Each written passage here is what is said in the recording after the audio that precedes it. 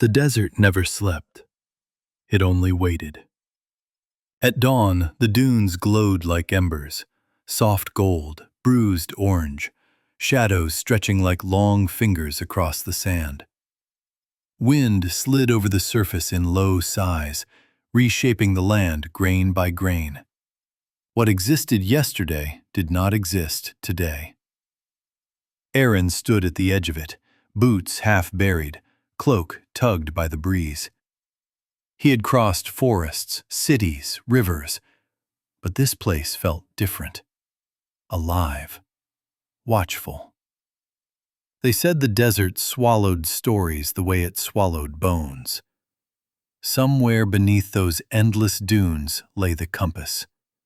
Not an ordinary one, no needle, no north. The elders said it pointed to what the heart sought most, whether the seeker understood it or not. Most called it a myth. Aaron did not. Because 3 years ago, his sister Luma had walked into this desert chasing the same legend. She never came back.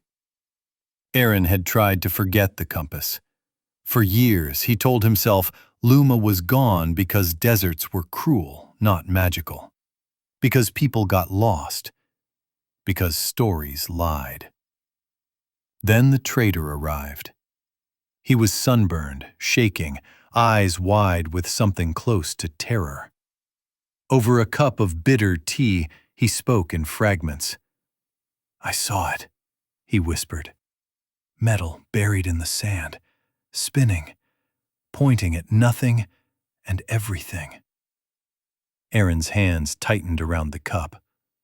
"Where?" he asked. The trader shook his head violently. "I ran. The sand moved, covered it again, like it didn't want to be found." That night, Aaron packed his bag. At sunrise, he stepped into the desert, not chasing treasure, not chasing destiny. He was chasing his sister's shadow. The desert tested him immediately. Heat pressed down like a hand on his skull. Water dwindled faster than expected. The dunes shifted, erasing his tracks within minutes. On the third day, he saw a city on the horizon. Towers, banners, smoke rising. He ran toward it. It vanished. Fifth day, he met the nomads. They emerged without sound, faces rapt, eyes sharp. Their leader studied Aaron for a long moment. "You follow the compass," she said. It wasn't a question. Aaron nodded. She gestured to the sand beneath them. "Then know this, the compass does not guide the feet. It guides the truth. Many who follow it do not like where it leads."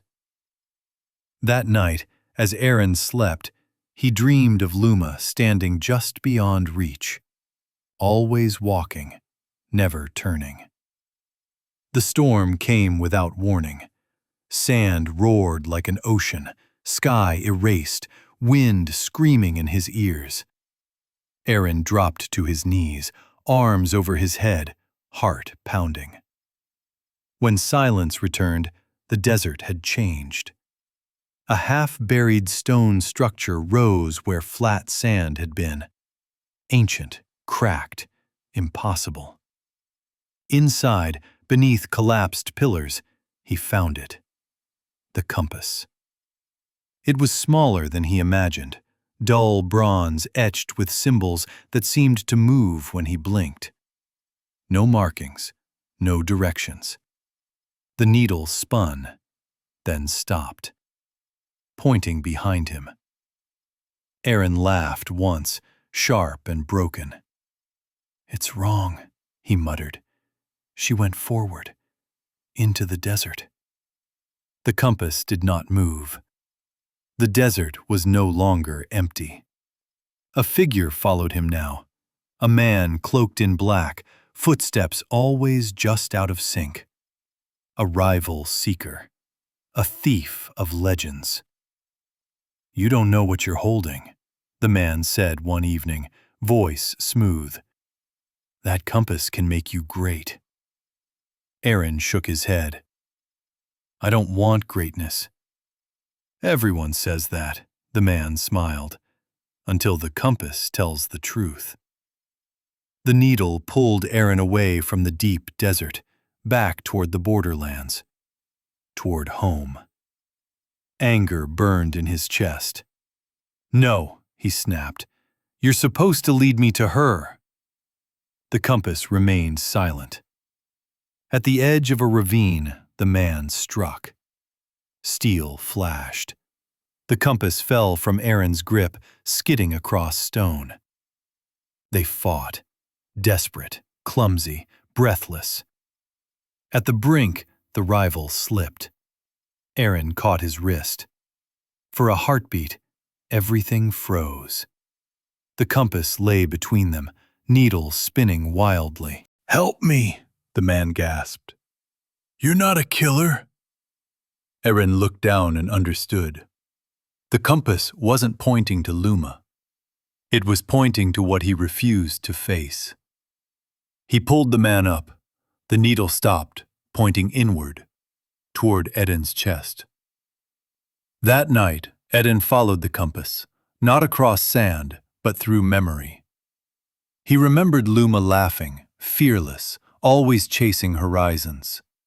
He remembered the letter she left behind. Don't wait for me. Live. He had come to the desert not to find her, but to avoid moving on. At dawn, he buried the compass beneath a dune shaped like a sleeping wave. As the sand covered it, the needle faded, the bronze dulled. Its purpose fulfilled. Eden left the desert lighter than he entered. The dunes shifted behind him, erasing ruins, footprints, legends. Months later, travelers spoke of a compass that once existed. Some said it led to treasure, others to truth. Eden never corrected them. He walked on, no longer chasing shadows, finally facing the open world ahead. And beneath the dunes, the desert waited, as it always did.